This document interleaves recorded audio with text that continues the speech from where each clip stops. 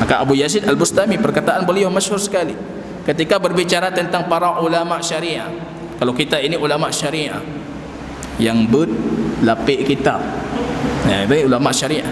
Mereka cuma mempelajari sampulnya saja, tapi kami hakikat, ulamaul hakikat. Abu Yazid Al-Bustami mengatakan mereka dalam kondisi melecehkan, mereka ulama syariah itu mengambil ilmu mereka an mayyitin an mayyit, dari mayit. Kita mengambil ilmu dari siapa? Dari Imam Bukhari, itu semuanya mayit.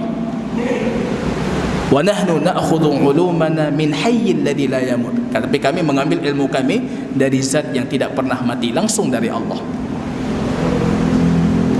Ini sudah ada perbandingan di sini, ulama syariat, ada ulama hakikah. Kami ulama hakikah, kalau mereka ulama syariat. Ini sudah mulai dibandingkan. Dikatakan kepada mereka di masa itu, kita kenal ada Imam Sahibul Musannaf Abdul Razzaq As-San'ani, itu gurunya para a'immah. Imam Ahmad itu gurunya, Imam Syafi'i itu gurunya. Abdul Razzaq As-San'ani, pengarang kitab Musannaf Abdul Razzaq. Dikatakan kepada salah satu di antara mereka, kenapa engkau tidak hadir majlisnya Abdul Razzaq?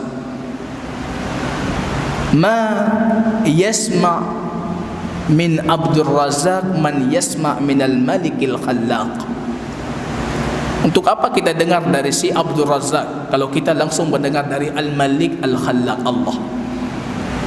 Jadi mereka sudah mulai muncul pemahaman Al-Kasyf. Allah bisa mengilhamkan, ada ilham, ada kasyf. Allah bisa menyingkap keilmuannya kepada anda.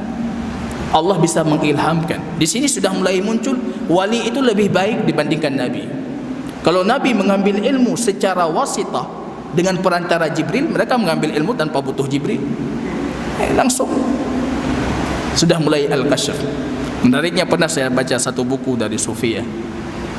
Syekh itu mengatakan, sebenarnya saya lahir bukan tanggal ini, 3 hari sebelumnya. Tapi kenapa lahirnya tanggal ini? Disingkapkan kepada saya Lauh Mahfud, rupanya saya belum mengkhatamnya kecuali hari ini. Jadi terlambat mengkhatam Lauh Mahfud, akhirnya terlambat lahir. Ini disebutkan kisahnya. Dan mereka meyakini, Masya Allah.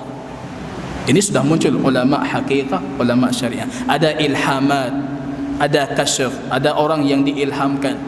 Nanti di mana mereka mengambil dalilnya, selalu menjadikan dalil mereka kisahnya Khidir ataupun orang saleh bersama Musa alaihissalam.